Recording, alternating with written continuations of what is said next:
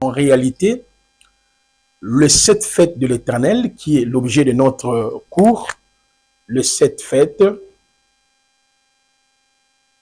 de Yahvé, ok, mentionné dans Lévitique chapitre 23, le verset 1er à 44, elle ne concerne pas l'Église ni de près et ni de loin. Et nous avons énuméré bien des choses que je ne vais pas vraiment recommencer à chaque fois. Et nous avançons. Raison pour laquelle je demande vraiment aux frères et sœurs de commencer à partir de la première et deuxième vidéo afin que vous soyez éclairés et vous compreniez ce que nous sommes en train d'exposer ici. Alors, nous avons compris selon Galates chapitre 4, le verset 1, 9 à 11, et puis Colossiens chapitre 2, 16 à 17. L'Église, étant donné, elle était cachée, un mystère caché dans les Tanakh, dans l'Ancien Testament, révélé en réalité par Mashiach. Elle a été dévoilée le jour de la Pentecôte, ainsi de suite, comme nous avons vu.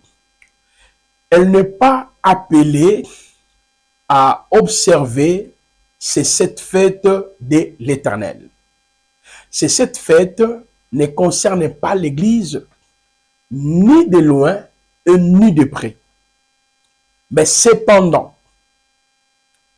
ces 7 fêtes de l'Éternel, d'après l'enseignement de notre Père, l'apôtre Paul, nous renvoient à Yahushua. Raison pour laquelle nous allons voir maintenant le 7 fêtes de l'Éternel, noté 1, par rapport à Yahushua, qui représente le 7 fêtes de l'Éternel par rapport à Yahushua. La deuxième des choses, qui représente le 7 fêtes de l'Éternel par rapport à l'Église. Notez ces 3 informations ici. Donc, il n'y a que ces 2 points. Le 7 fêtes de l'Éternel par rapport à Yahushua, à Mashiach, et les 7 fêtes de l'Éternel par rapport à l'Église. Alors, quel est l'enseignement prophétique de ces 7 fêtes de l'Éternel par rapport à Yahushua et par rapport à l'Église que nous sommes? Je vais commencer par rapport à Yahushua, à Mashiach. Notez. Selon Exode chapitre 5, le verset 1er, on voit clairement ici, il était question de célébrer une seule fête à l'honneur de l'Éternel. Mais lorsque nous arrivons dans Vaïgra, Lévitique chapitre 23, 1 à 44, au lieu que le peuple puisse célébrer une seule fête à l'honneur de Yahvé, on voit en réalité la célébration de cette fête. Mais en réalité, dans Lévitique chapitre 23 là, dans Lévitique chapitre 23, les 7 fêtes sont incluses dans le sabbat. Il n'y a qu'un seul sabbat. Mais pourquoi Yahweh, dans Exode 5, il parle d'une seule fête?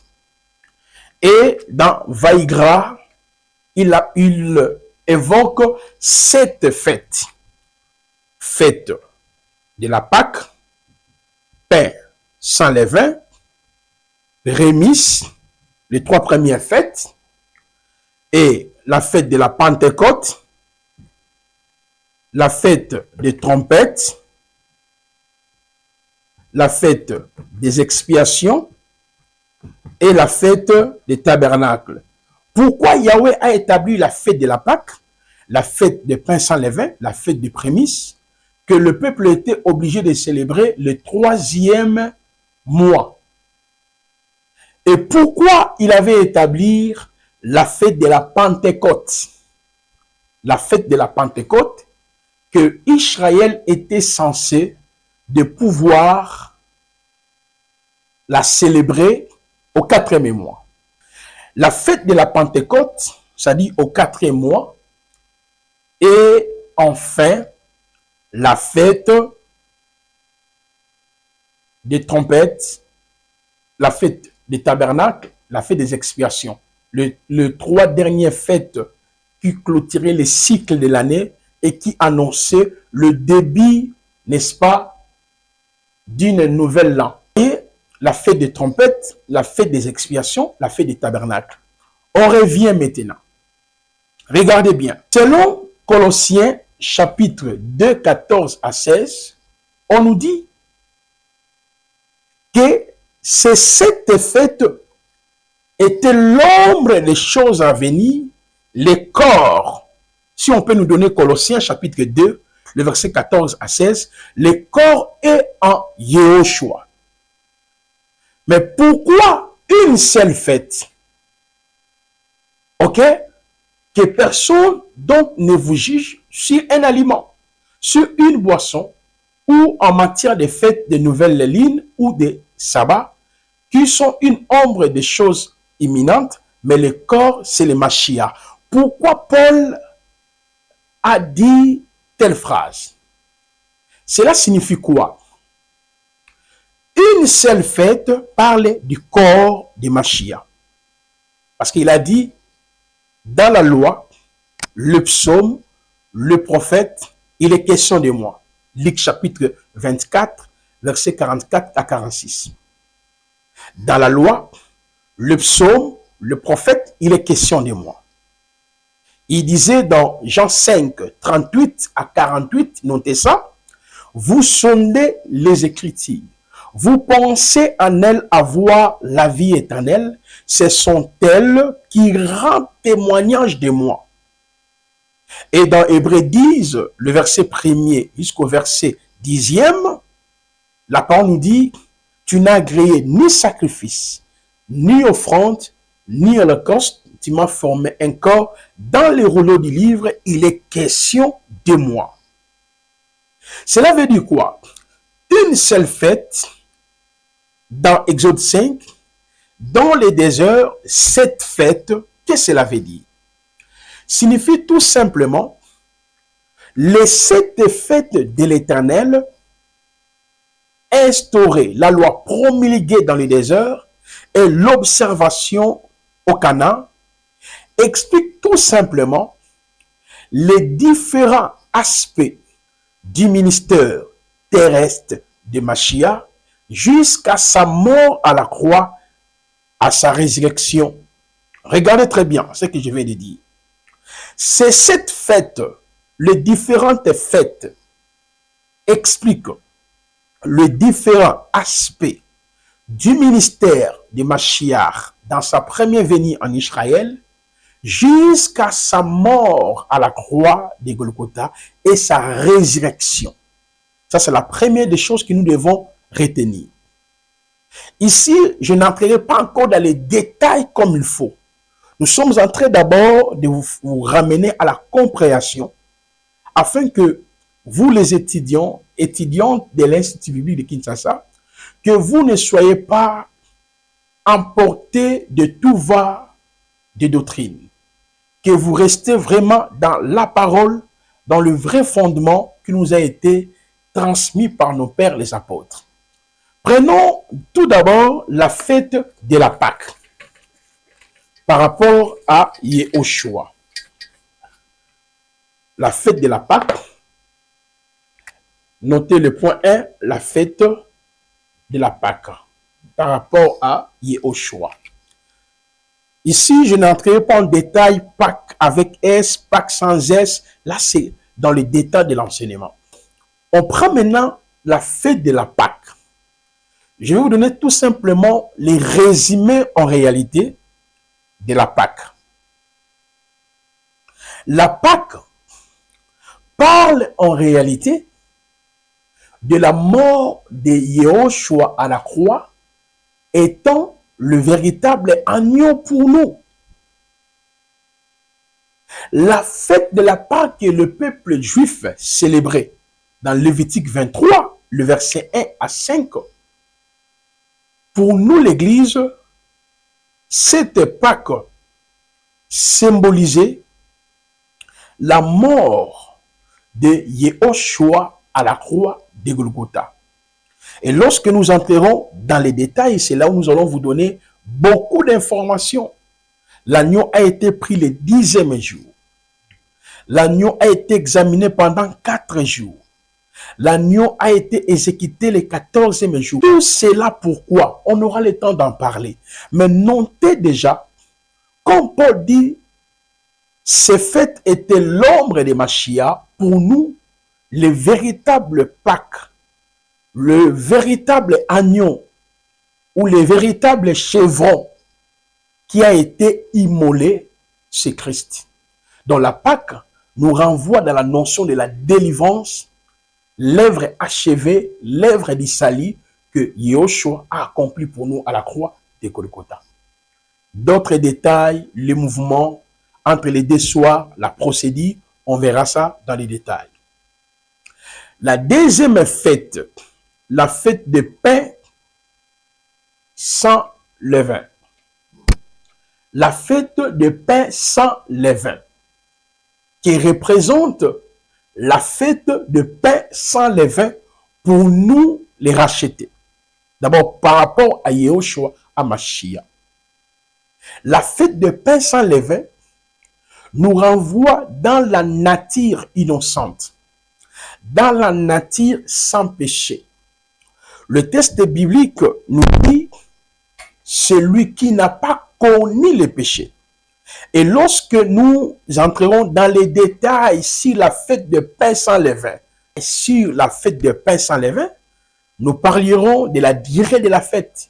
Mais notez déjà ici que la fête de pain sans levain parle de Yehoshua étant un homme qui n'avait pas le levain, le péché, un homme innocent, un homme parfait. Voilà pourquoi l'Église, elle ne peut pas observer la fête de la Pâque, parce que ça nous signale l'œuvre achevée. La fête de pain sans levain parle de l'identité de celui qui nous a sauvés. À part la fête de pain sans levain, c'était la fête de prémices. La fête de prémices, en réalité, parle de Yehoshua, le premier à ressusciter pour ne plus revenir au tombeau.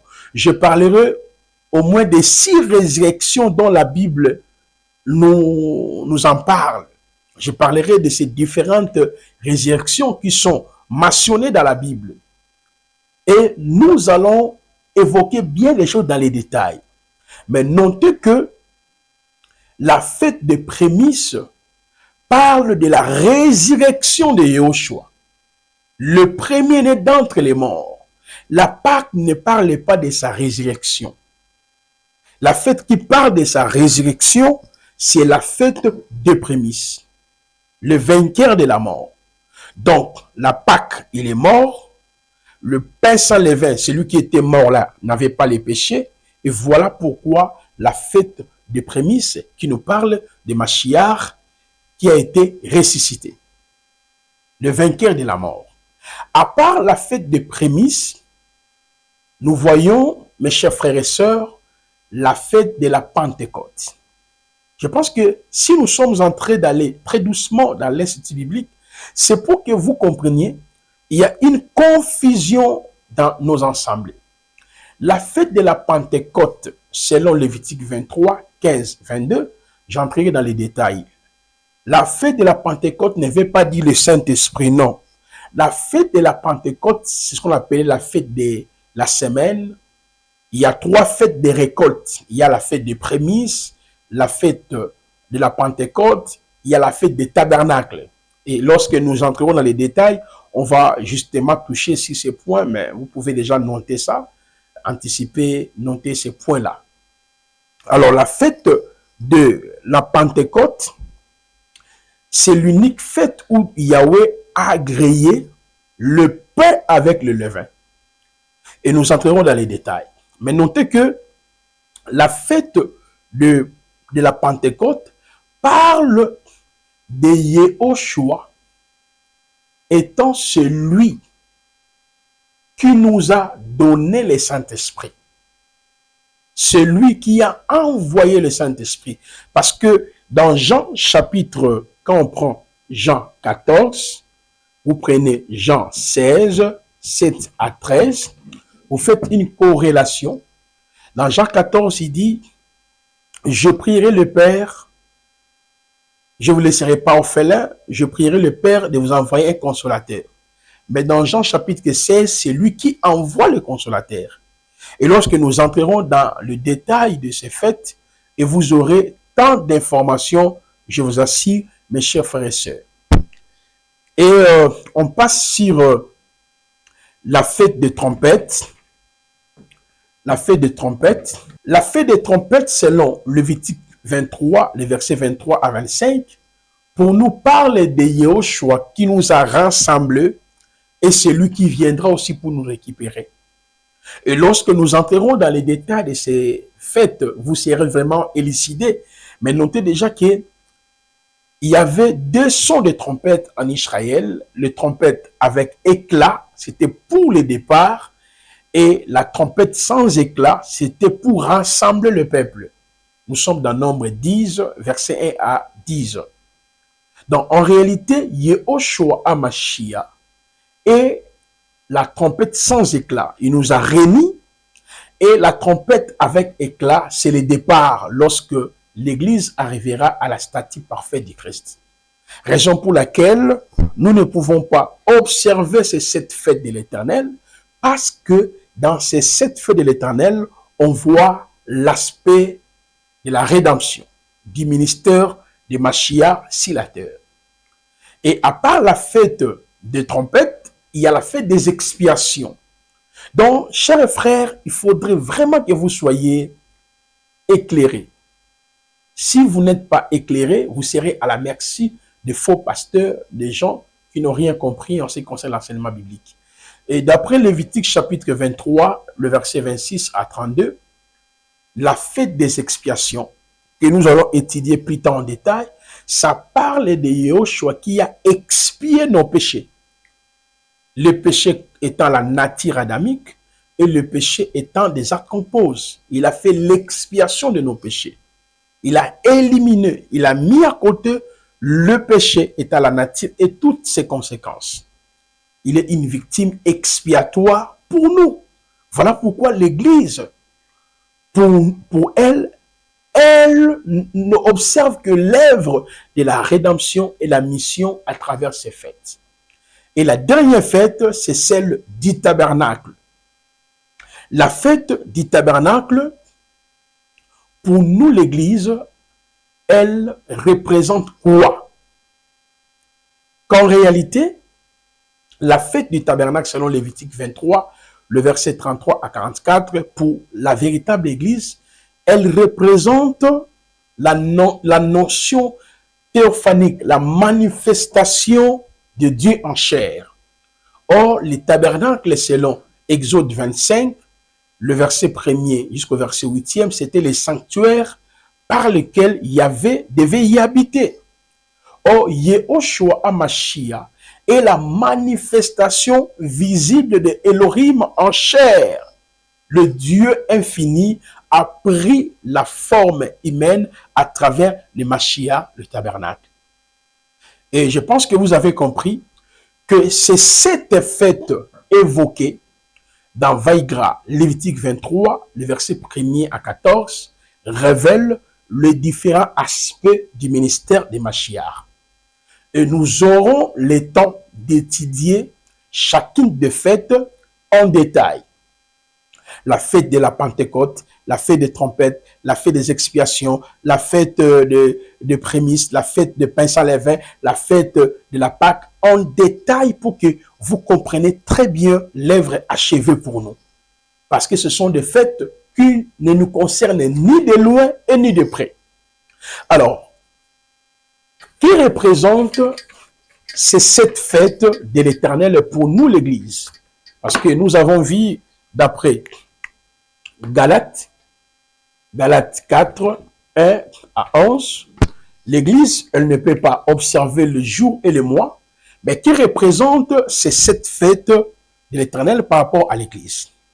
Je vous promets aussi, on entrera dans les détails de cette fête aussi par rapport à l'église, mais d'une manière laconique. Elle représente quoi pour nous? Pour nous, la fête de la Pâque, nous l'église, la Pâque pour moi signifie en Jésus-Christ. Yehoshua Amashia, j'ai été délivré. Pour nous l'église, la Pâque veut dire en Yehoshua, j'ai été délivré. J'ai été libéré. Il n'y a plus la condamnation pour moi parce que le Machia et la Pâque, à travers la croix, je suis totalement affranchi et libéré. On prend la deuxième fête, la fête de pain sans levain pour l'église. Elle représente quoi? Parce que l'église, elle n'est pas obligée d'observer, n'est-ce pas, le jour, le mois. Voyez, pour l'église, la fête de pain sans levain signifie en Yehoshua, nous marchons en nouveauté de vie. En Yehoshua, nous marchons en nouveauté de vie. J'ai la vie nouvelle, le pain de vie, la vie éternelle en Yehoshua.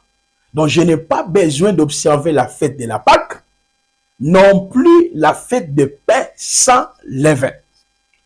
Alors, la fête des prémices, pour nous l'église, elle représente quoi? La fête de la prémisse pour nous signifie tout simplement, nous avons l'autorité sur la mort adamique, la seconde mort, la mort physique, la mort comme Satan. Donc ceux qui sont en Yehoshua dominent la mort dans tous ses aspects. C'est ça en fait la fête de prémisse. Mais lorsque j'entrerai dans les détails, et c'est fait par rapport à nous l'église, il y aura aussi bien des choses. Mais ici, nous sommes en train justement de vous faire comprendre que la notion de ces 7 fêtes de l'Éternel, elle ne nous concerne ni de loin et ni de près. Alors, la fête de la Pentecôte pour l'église, elle représente quoi?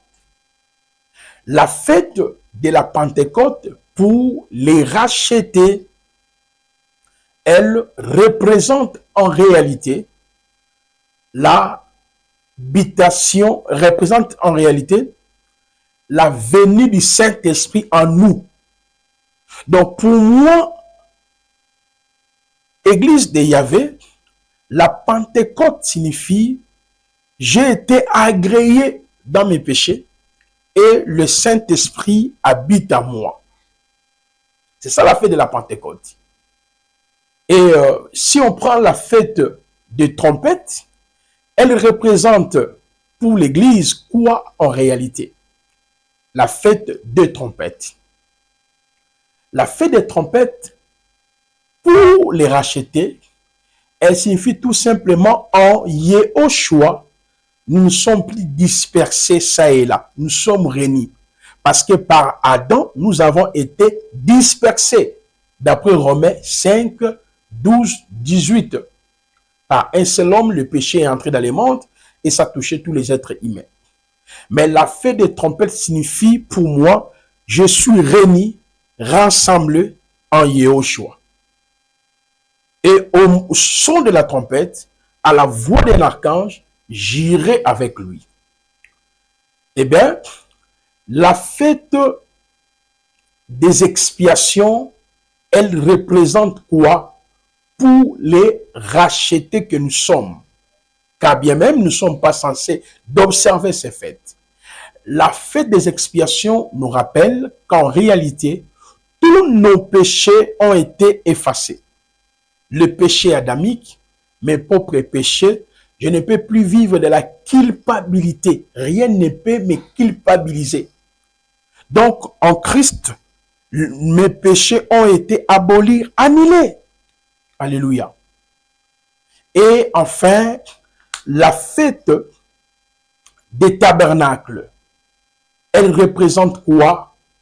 Pour les racheter. La fête des tabernacles pour nous signifie, nous avons reçu le Saint-Esprit, Dieu habite en moi et nous sommes appelés à triompher.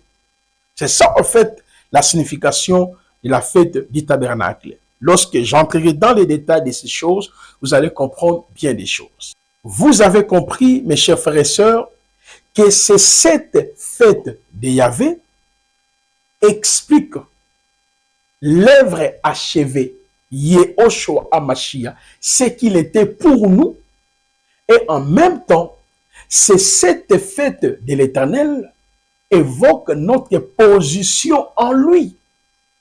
Donc, l'église de Mashiach, dans cette fête de l'Éternel, elle voit l'œuvre achevée, l'identité de Mashiach, et en même temps, elle voit sa position à Mashiach.